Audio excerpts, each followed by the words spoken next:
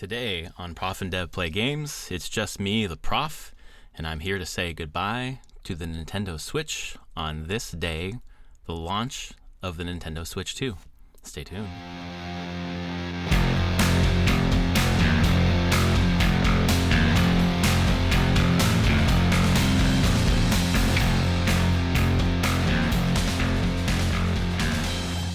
All right, my friends, welcome to episode 481 of Prof and Dev Play Games. It is me, the professor at ProfPlaysGames on Blue Sky, and I'm here to say goodbye to my Nintendo Switch. I'm not getting rid of it, of course, but this is a console that means a lot to me for a lot of reasons I'll explore in this podcast, and I just wanted to have some sort of time capsule to the end of this generation. I have a Switch 2 pre-ordered from Best Buy and a second one pre-ordered from Walmart, just in case one of them didn't get delivered. The second one comes, I will sell it to my friend at cost. But people are getting their pre-orders for Switch 2 canceled left and right today, so maybe it was a good thing I have two. But as we transition to the Switch 2, I just wanted to reflect on the Switch 1, which is absolutely far and away my favorite video game console of all time. This is a video game console that has so many memories for me. I was talking to my wife this morning about how it sort of feels like a car, and how you have so many memories in whatever car you have. Like the car that we had when my daughter was born has so many memories for us, and the first car that we bought as a couple had so many memories for us, and when we eventually sold that car, those memories were gone. Well, I mean, the memories weren't gone, but the physical manifestation of the thing that we had in our lives that was an important centerpiece of our lives when those memories were being made is gone. Bringing home a new car from the car lot that my wife and I bought with our own money, our first car, like that's a huge deal. And honestly, the Nintendo Switch feels that way for me as well. This is a console that I got before my daughter was born, but just barely. We got this in March 2017. I remember it coming. It was late. It was coming from Amazon, and it was supposed to be delivered on launch day, and it just didn't come. It was 10 p.m., and it still hadn't come. So I texted, and I was like, where's the driver? And if I remember correctly, there were messages with the chat saying that the driver's still out delivering packages, which seemed insane to me and untrue. And the way that our house is, the maps take you to the garage, to the alley, but not the front door. You have to kind of hunt and peck for the front door. So I was, as always, anxious, but worried that it wouldn't come. But it did. Around 10:30 at night, it came, and I hooked it up. I remember pictures that my wife took of me with it, and I plugged it in and charged it up and had Breath of the Wild and started playing Breath of the Wild. And I get tired early, so I played for probably an hour. But I was so bummed that I was so tired. I was hoping to get it way earlier in the night. But Breath of the Wild was the first experience I had with the Switch. And then my friend, the dev, Anthony, who's always on this podcast with me, I had a Wii U at the time, so he bought Breath of the Wild on the Wii U so he could play it because he wasn't planning to get a Switch on launch. So he flew down to San Diego from Seattle, and we hooked up the Wii U to the TV. And I had my Switch, I was playing handheld, so we were both playing Breath of the Wild at the same time, having different experiences and laughing about how, for example, there's a place where you try to infiltrate the Yiga clan hideout, and there are bananas, and you slip on bananas, or bananas somehow fuck up your locomotion through their hideout. And it took me forever to get through there. And then when Anthony got there, he just zip, zip, zip, zip, had no problems getting through. And just us sharing the fact that we were both playing at the same time in the same room, but only one of us was using the TV and having a console game experience was insane. It felt really next gen. I had been a handheld gamer. I had been playing the 3DS for a while. I loved my GBA when I had that. Early Tiger Electronics games. My friends had a Game Boy, and I was jealous. And when I could borrow it from them, I was so excited to play. Even the watches, the Legend of Zelda, maybe it was a Tiger watch or whatever, but it was like that pixel LCD screen thing. And I remember just playing Legend of Zelda. The first time I played Legend of Zelda was on that watch for hours and hours and hours and hours. So I've always been a handheld gamer. And then the promise of this console that was the confluence of their handheld and console market, where you could dock it and play on your TV and then just pick it up and go. And it actually working like that it just felt like a promise that couldn't be fulfilled, but it really was. It was awesome. And March 2017 was, my wife was pregnant, and it was the lead up to our daughter being born. So we were putting together her nursery, which used to be our office. So her crib, getting the walls ready, all the posters on the wall and the decals and everything you put into your first kid's nursery. I assume your second kid's too, but we don't have a second kid. And then having a recliner in there, a big, huge recliner that we were going to have to get rid of to make room for some of the stuff in the nursery, but it wasn't time to get rid of it yet. So I just sat in that big, fluffy recliner with my Switch every night playing Breath of the Wild. I played Breath of the Wild like 2 hours a night, which for me is insane. That's an amount of time per night that I don't usually commit to video games. Usually it's around an hour. But I could not put down Breath of the Wild. I could not stop thinking about it. And a real core memory for me was Eventide Isle, where in Breath of the Wild you get to, you're building up your items, your equipment, your skills, your clothing, weapons. And then when you get to Eventide Isle, it's all taken away from you. You're stripped down to nothing. You have to rebuild. And there was a Hinox in the middle of the island, this huge motherfucker that I just could not beat. It was night after night after night. It was like three, or maybe I think it was the third night. I finally beat it. Tried different strategies, collected different things to take it down, and using the physics of the game to work for me. And it's such a core memory for me with the Switch, that early Switch experience where I'm playing that launch game. And that launch game was so magical, the sense of discovery, where like anywhere you turned, there was something to discover, something surprising, something delightful. Nintendo's whole thing is surprise and delight. So to have that got in the palm of my hands, was beautiful. And it's the console, of all the consoles that I have, it is the one generation, or console generation, I suppose, the iteration, I might say, that started before my daughter was born and is ending now. Like the PS5 started after she was born. The PS4 I didn't get in on at the beginning, but I was playing it before she was born, obviously, and that ended during her lifetime, but there wasn't as much of an emotional connection to it. I mean, I have an emotional connection to Nintendo for my whole life. Playing, like I said, those early games on the Tiger Electronics watch, or whatever it was, the LCD watch, and then seeing friends have Nintendos, the NES, and seeing those friends bring it to school and us get to play Mario 3 and Mario 1, and getting a Nintendo eventually for Christmas. Every year we thought there was a Nintendo under the tree, and it wasn't. It was something else, which is fine. We didn't have a lot as kids, so to have any toys was amazing, but we always thought the box was the Nintendo. And then one Christmas it was, and we lost our fucking minds. We were so excited and played so much Nintendo. My cousin had a Nintendo, and we had played on his a bit, but it was his and it went home with him and all that stuff. But to have our own, to rent videos from Figuritos, the local video store, every weekend, rent video games, I mean. Before that, we had rented the console and just, left it on when we had to go out somewhere and came back, and it was still there because there's no save states and all that kind of stuff. Just moving on to the Super Nintendo and how much time I spent playing Super Nintendo games, rolling into the N64 at my cousin's house and with my friends in high school. The N64 is one I never had, but my cousin had one and my friends had one, so I played it a ton. Always multiplayer games, or watched my cousin play Ocarina of Time until the Water Temple, and then it was over. We played a lot of wrestling games on that. We were super into wrestling. Then going to college, and I didn't play video games for a while. The GameCube came out while I was in college, and I never ever played it. Still to this day, I haven't played a GameCube. I've played GameCube remakes. I've played GameCubes on games on emulators, and of course Wind Waker HD on the Wii U, which was a GameCube game. So today I've got the GameCube controller coming with the Switch 2, and Wind Waker is on NSO. So that's the first game I'm going to play, is Wind Waker. I can't wait. It's our favorite game of all time.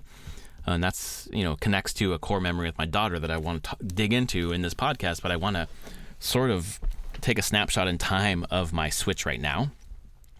What's on the front page? What's on this tile? games that I played recently. So I've got Mario Kart 8 Deluxe. That's the cartridge it's in. Next is Suika Game. Next is Mario Party Jamboree. So going backwards in time, games that I've played recently with my family. All of these are games I played with my family. The first three, Mario Kart 8, Suika Game, and then Super Mario Party Jamboree. And then we get to Final Fantasy IV, which I'm doing the RPG Backlog podcast, and we are playing through all the pixel remasters of Final Fantasy, and we're up to 4, so I loaded it up to check out the very beginning. After that is Balatro, which is an addictive roguelike card game. Then it's Hollow Knight. I went back to revisit Hollow Knight, and I'll talk more about that in a moment. But there's Hollow Knight. Then the N64 NSO, Nintendo Switch Online app. I went in there to play Yoshi's Story to get a Yoshi icon because I thought it was cute. Then there's Mario and Luigi Brothership that my daughter and I have been playing a bit. There's the Nintendo Entertainment System NSO app. I was in there completing for the first time in my life Super Mario Brothers 2. Then there's Final Fantasy III, which is the last game that we played for the RPG Backlog, which you can check out by searching RPG Backlog on your podcast service of choice. Then there's Yoshi's Crafted World, which my daughter and I have returned to and have been having a stellar time replaying that game. And I'll talk more about that soon as well. And then there's Super Mario Party, which my daughter really likes that version of Mario Party, so we were playing a lot of that. In terms of my profile picture is Luigi in a green cat suit, which is cool. And then I want to run through the play activity. Suika Game, played for 35 hours or more. Super Mario Party Jamboree, played for 1 hour or more. That is wildly inaccurate. I'm not sure what's going on there. We probably played for at least 5 to 7 hours. Mario Kart 8 Deluxe, played for 45 hours or more. Final Fantasy X, first played 10 days ago. Balatro, played for 5 hours or more. Hollow Knight, played for 55 hours or more. Nintendo 64, 6 hours or more. Mario and Luigi Brothership, played for a little while. Very accurate. NES app, played for 10 hours or more. Final Fantasy III, played for 10 hours or more. Yoshi's Crafted World, played for 20 hours or more. Super Mario Party, played for 25 hours or more. Legend of Zelda Echoes of Wisdom, played for 25 hours or more. Super Mario 3D World plus Bowser's Fury, played for 25 hours or more.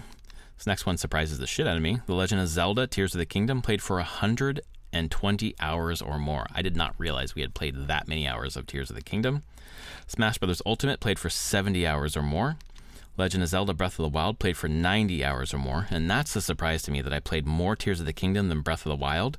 I would put Tears of the Kingdom below Breath of the Wild in terms of my enjoyment, but they're both amazing games. But wow. Metroid Prime Remastered, 2 hours. Kirby and the Forgotten Land, 20 hours. And then Mario vs. Donkey Kong, 5 hours or more. And then when I go into my games and I sort by playtime, longest first, I want to go through maybe the first 20 or so. We'll see. Most played on this version, and when I say that, this is my OLED. This is my third Switch. My launch day Switch I gave to a friend whose kid was having health problems and really needed something to distract him during his health sessions at the doctor's office. So I gave my Switch because I was going to upgrade to the extended battery life Switch because I only played on handheld. I played the Switch handheld for, at least the first 5 to 6 years of 5 years, I would say, of the Switch's life cycle until my daughter and I really started playing together. I played handheld exclusively, so the battery life mattered a lot to me. So I think some of the game time resets with your new Switch, although I could be wrong about that. But some of the games I played a lot aren't where I'd expect them to be, so that's why I think maybe it reset, but whatever. Number 1, Legend of Zelda Tears of the Kingdom. Number 2, Hyrule Warriors Age of Calamity. Number 3, Suika Game. Number 4, Legend of Zelda Echoes of Wisdom. Number 5, Kirby and the Forgotten Land. Number 6, Breath of the Wild. Okay, it did reset because Breath of the Wild had 90 hours, whereas Echoes of Wisdom had 25 hours. So this is the longest playtime on this console. Next is Paper Mario and the Origami King, then Super Mario RPG, then Mario Kart 8 Deluxe, then Legend of Zelda Link's Awakening, Super Mario Bros. Wonder, Collection of Mana, Super Smash Bros. Ultimate, Legend of Zelda Skyward Sword, Final Fantasy 3, Final Fantasy 2, Final Fantasy 1, Final Fantasy 6, Mario Odyssey, Hades, the Nintendo app, Super Mario 3D World plus Bowser's Fury, the Unicorn Overlord demo, and then Yoshi's Crafted World. I'll go one more row here. I made two more rows, actually. Super Mario Party Jamboree, Balatro, Sea of Stars, Gato Roboto, Fire Emblem Three Houses, Super Mario 3D All-Stars, Mario vs. Donkey Kong, Bastion, Animal Crossing, Nintendo Switch Sports, Prince of Persia, The Lost Crown, and then Super Monkey Ball Banana Rumble. Nowhere on that list is a game that I put a lot of time into, pushed the wrong button, which was Fire Emblem Engage. That was on my previous system before I got this Legend of Zelda Tears of the Kingdom OLED. So certainly it didn't carry over my time from other consoles. But at the same time, I haven't played Hollow Knight on this console, and it carried those hours over, so I'm just really confused. But for the most part, those are the games that I put time into. The important thing for me in this kind of recount is just kind of going through some of the games here that are so important to me. Tears of the Kingdom is something that came out May 2023, and it's the first game that was coming out in the future that my daughter was as excited as I was for it to come out. We had played Wind Waker originally, that was on the Wii U, right at the beginning of the pandemic when I was looking for, we were starting to move into more screen time just because of, boy, we spent so much time playing make-believe with our daughter, reading, playing, everything. Eventually, what else can we add into the mix? And so screen time, we started with Yoshi's Crafted World demo that she loved. It was so imaginative for her. And I thought, what else is there? Because we played the demo. I didn't buy the game. We just played the demo and finished the demo. And I was like, what do I have that could be kid-oriented, that could be cutesy and fun? And so I chose Wind Waker HD on the Wii U. And my God, she latched onto it immediately. I know this is not a Switch game, but it connects here. We played. She loved the story, the characters, intensely loved them. When we would turn it off, we would just do make-believe of Wind Waker for hours. We drew pictures, we told stories, we played with all of our amiibo. It was like a revolutionary event in her life in terms of access to story and imaginative play and what media could bring. To this day, she's infatuated with the Legend of Zelda world. So, fast forward, we played some Breath of the Wild together, not a ton. We did watch all the cutscenes, though, of Breath of the Wild, and she fell in love with the characters, Mipha especially. And then Hyrule Warriors, which I'll get to in a moment, we did the same thing, watched the cutscenes before we played the game. She was, watching it as a movie. But so all this leads into the next Zelda game, the evolution of the story of Mipha and Rivali and Daruk and Zelda and Link. It's Tears of the Kingdom. And she was so excited for it to come out. So was I, obviously. We made it an event. We cleared our calendars. We're going to play this morning. This afternoon, we are going to just dedicate 4 hours to playing, which is normally not what we do. We usually, 1 hour of screen time and then we're done. Move on to something that's non-screen based. And, it was the first time where she got to play first. I didn't get to play first. She did. And exploring the Sky Islands for the first time and what that story was and Rauru and what that all meant. It was just incredible. So we beat it together. We played the shit out of it leading up to Father's Day 2023, where we were going to beat it. Rented a hotel room, a hotel with a pool so we can go swimming and hanging out. And we were going to play Tears of the Kingdom, and we did. We played a lot of Tears of the Kingdom, and we got right to the end, and we were like, we don't want to beat this yet. So we didn't. We stopped. We watched the ending on YouTube, that final Ganon fight and what happens afterwards, but we didn't want to beat the game. We finally beat the game this year. We beat it probably 2 months ago for the first time, and in the interim have been exploring. She started her own save file. We've just been going to shrines and just running around and finding things around corners and treating it as a sandbox and a place to create. That was a ton of fun. Hyrule Warriors is the second most played on here. Hyrule Warriors is a game, like I said, we watched the cutscenes for many, many years, learning more about the characters, even though I think it's a non-canon story. And boy, does that game not run well on the Switch. It's really choppy, especially when you're doing 2 players. It was hard to get through in terms of the choppiness, and just seeing it through my daughter's eyes, she didn't care. She didn't notice any of that. It was just fun. She got to play as Mipha, got to play as these female characters. That's really important to her, that these games have female characters, and important to us as well. And we're careful about the media that we show where it does include women, female characters. That representation is really, really important to us in our media and our games. But eventually it just gets really tough. Like, you've got to be on one side of the map doing something and on the other side of the map doing something else. So splitting up is important, but it's better for us to play together. So it took us a while, but we finally beat it, and it was just like such a release and a relief, and it's just like, yes, we fucking did it. We did it. And then we've gone back repeatedly to that game. She just loves the hack and slash, playing as her favorite characters. And how many characters there are. It's beautiful. And obviously Age of Imprisonment coming out to Switch 2 is #1 with a bullet. That's the game we are most excited about. I know it's coming out in winter. Next one here is Suika Game. This is such an important game for me, and also for my wife. My wife is not really a video gamer, but I heard a lot about Suika Game a couple years ago whenever it came out, and I was like, that's kind of an interesting idea for a puzzle game where your fruit falls on top of other fruit that's like fruit and then becomes a bigger fruit, and you're eventually trying to get to the watermelon.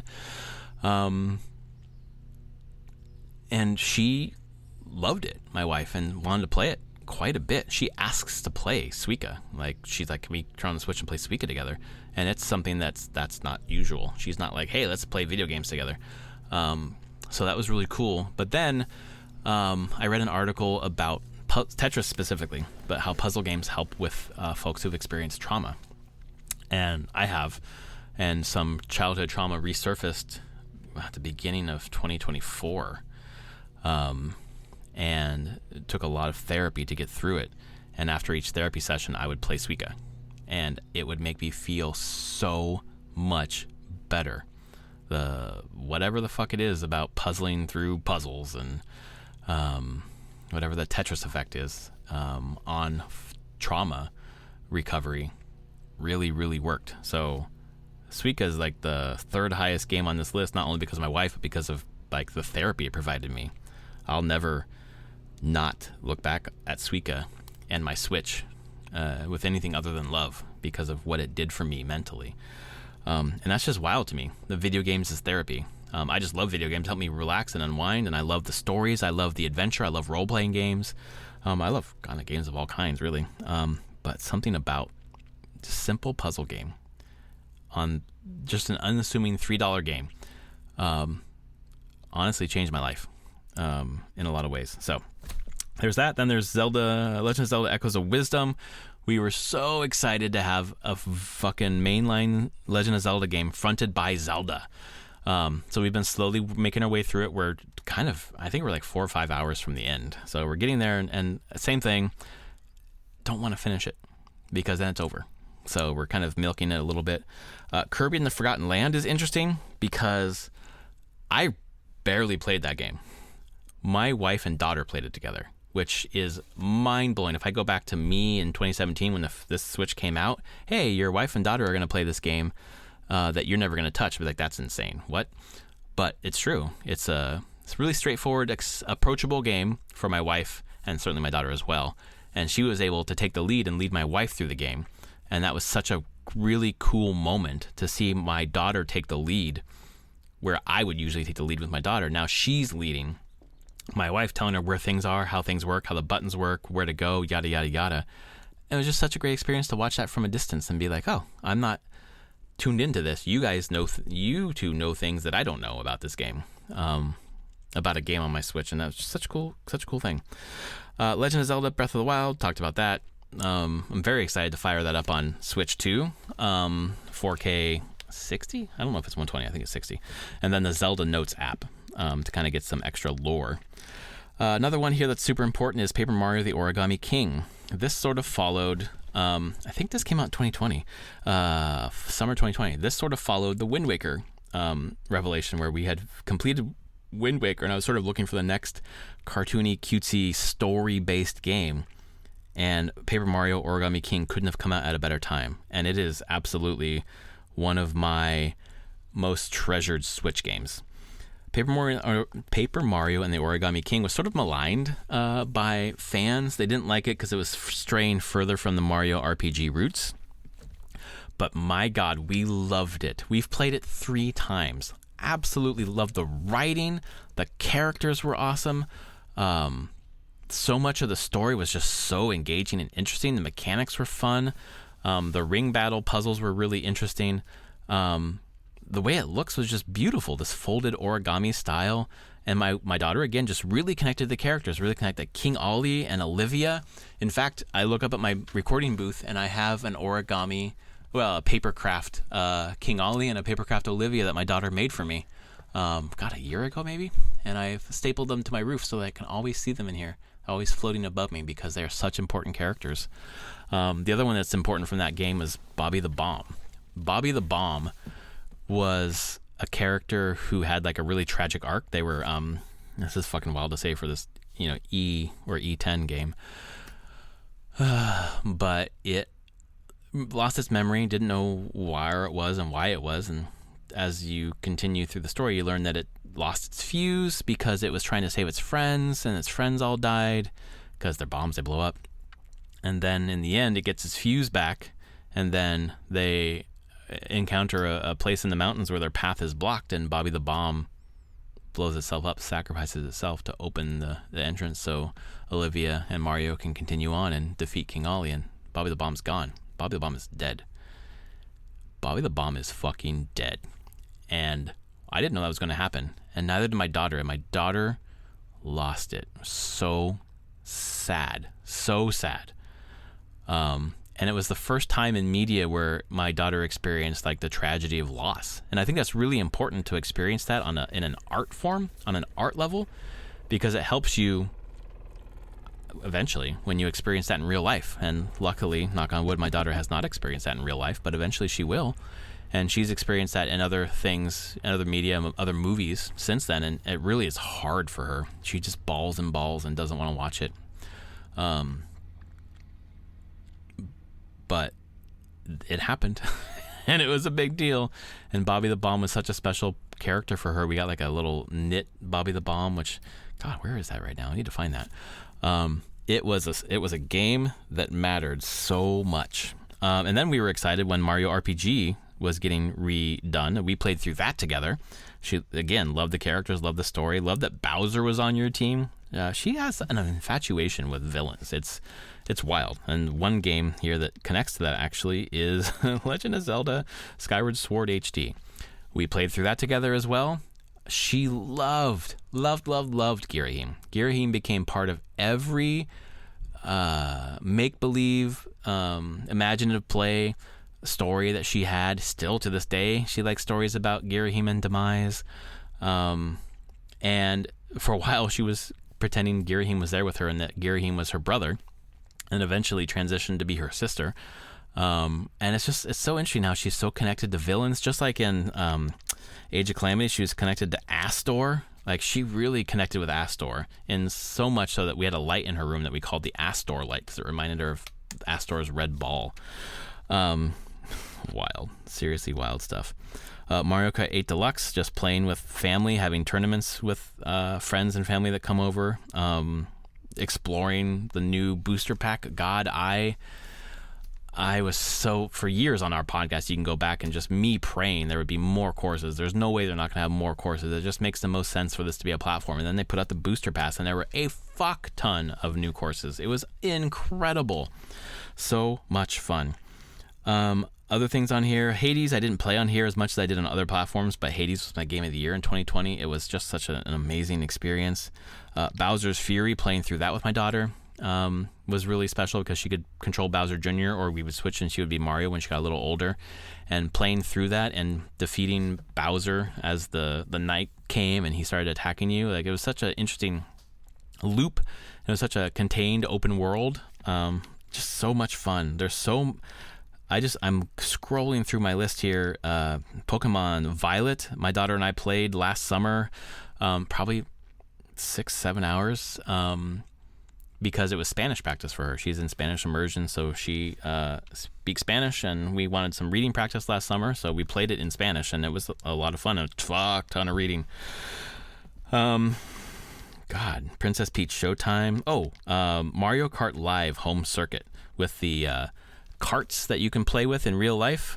We played that all the time. Driving Mario all around our house. Just Dance. We played Just Dance so much as a family. So much. It was so great to play that. Here, Cadence of Hyrule is a game I played by myself. That was such an imaginative use of the Legend of Zelda world, where you're moving along to the rhythm. God, I wish I would have done more with that. And then the games that I have that I haven't played. Pikmin 4 is high on the list. Final Fantasy X, or Final Fantasy X, and then X-2. Haven't played those, but I have them, and I really need to get to them. Xenoblade is a big hole in my gaming knowledge, and I have those, and I haven't played them. God, there's just so many games. And Divinity Original Sin 2, the first experience with a Larian game, long before Baldur's Gate. I played it exclusively on the Switch, and put, 60 hours and didn't get out of Fort Joy. Like, I still am in Fort Joy. There's so much to it that I didn't even get out of it. What else here? I mean, just having Diablo 2 on a handheld, that's a game that's the top 5 of my life. I played hundreds of hours of that with my family, my cousin, a bit with my mom, my friends. It was such an important game in my life when it came out, middle of college, when I got back into video games. Celeste. I played all of Celeste on here. Platformers are my jam, my genre. And to be able to play such a spectacular platformer on the Switch was great. The thing that connects Celeste reminds me to go back to Hollow Knight and tell you about that. So Hollow Knight is special for me because this came out, or I think it came out in 2017 on PC, but it came out, I believe, 2018 on Switch. And spending so much time with my daughter. I had paternity leave longer than my wife had maternity leave, so I was there a lot, but then I would need breaks. And that was a real feature of that first year or two with my daughter. So my breaks would be taking my Switch and going to a park, or taking my Switch and going to my local boba tea shop. And I played Hollow Knight almost exclusively at my boba tea shop. I would get my honey black tea with boba, or honey milk tea with boba at Kung Fu Tea, and sit in their place for hours and play. It was like such a magical place because I really needed that recovery time, that rest time, that me time.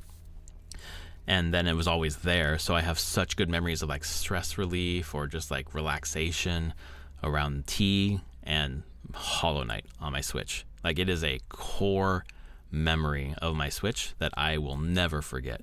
And it's so interesting now, so beautiful now that my daughter is into this boba shop too. She doesn't drink the tea, but she likes the boba.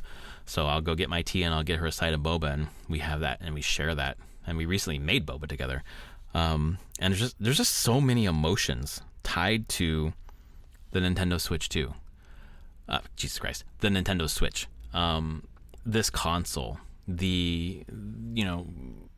playing video games over the last 8 years actually. It's been 8 years. Jesus Christ.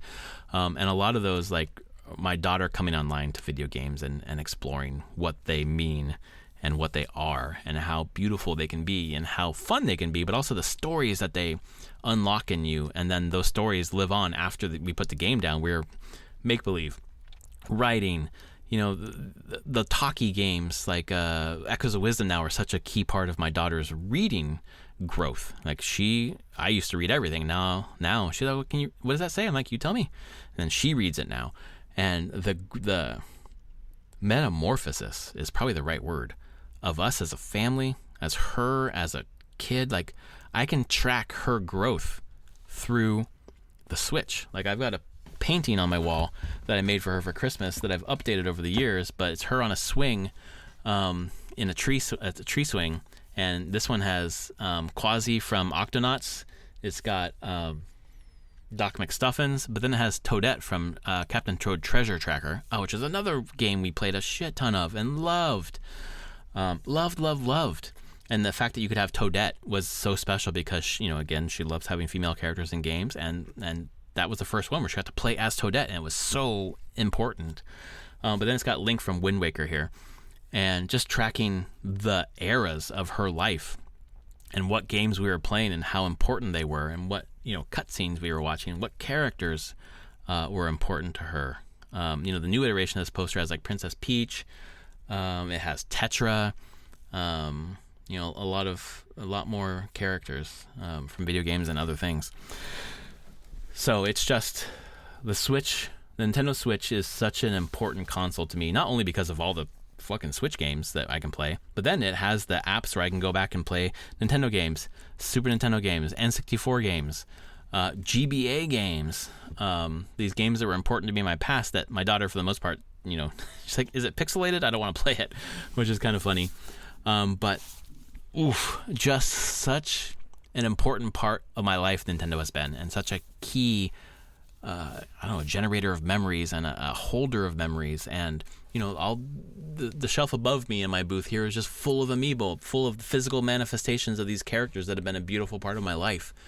I'm just so connected and so attached, and I'm just so happy that these video games have been key touchstones for me and my friends, like the dev Anthony. Like we've been friends since high school and kept in touch throughout the years and visited each other, but doing a weekly video game podcast has been something that has brought us together more than we were, which has just been so special to me.